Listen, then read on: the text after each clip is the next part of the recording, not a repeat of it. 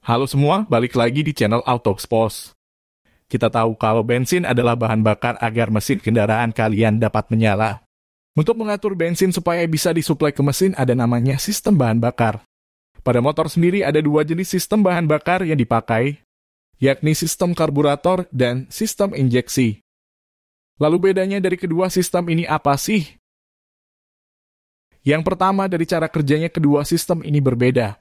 Karburator merupakan sistem bahan bakar konvensional yang masih menggunakan efek Bernoulli. Ini merupakan efek penurunan tekanan di dalam aliran gas atau fluida. Jadi, ketika udara mengalir di dalam intake, terjadi penurunan tekanan. Penurunan tekanan itu menyedot bensin sehingga bensin dapat bercampur dengan udara yang menuju ke intake. Sementara sistem injeksi tidak lagi menggunakan efek Bernoulli. Injeksi sudah menggunakan perhitungan real time. Jadi, untuk menentukan volume bensin yang dibutuhkan oleh mesin, sistem injeksi akan menghitung berapa volume udara yang masuk ke ruang bakar, berapa sudut bukaan gas, temperatur mesin, hingga posisi piston. Jadi mana yang lebih unggul? Sudah jelas sistem injeksi lebih unggul, karena karburator hanya memanfaatkan perbedaan tekanan. Sementara sistem injeksi lebih banyak variabelnya, sehingga kadar bensin yang dicampur ke udara intake tentu lebih akurat pada sistem injeksi. Ini akan berdampak pada kinerja mesin yang efisien. Bahan bakar lebih irit, tenaganya juga tidak drop. Lalu emisinya juga lebih bersih. Yang kedua dari segi perawatannya. Banyak yang bilang sistem injeksi itu rumit perawatannya. Justru menurut saya, sistem injeksi lebih awet. Karena dari banyak pengalaman, motor-motor dengan sistem injeksi punya performa lebih stabil meski tidak diservis. Hal itu disebabkan karena minimnya komponen mekanis pada sistem injeksi, sehingga lebih awet. Namun, bukan berarti sistem injeksi free maintenance.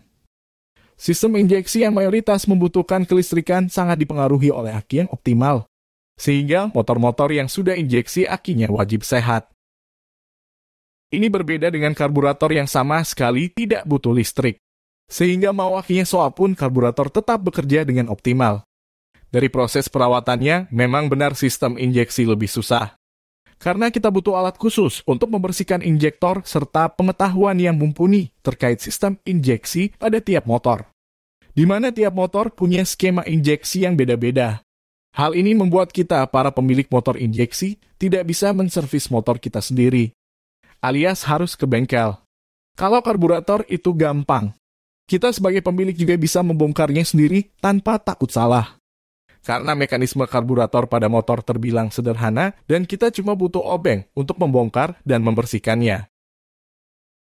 Yang terakhir, mana yang lebih gampang di custom? Karburator lebih mudah diotak-atik karena seperti yang saya bilang sebelumnya kalau sistem ini pakai komponen mekanis. Jadi, kita bisa mengatur setelan bahan bakar apa mau yang irit atau yang boros. Untuk meningkatkan power mesin, kita juga hanya perlu mengganti saluran main port dengan ukuran lebih besar. Yang tentu saja ini bisa kita ganti sendiri.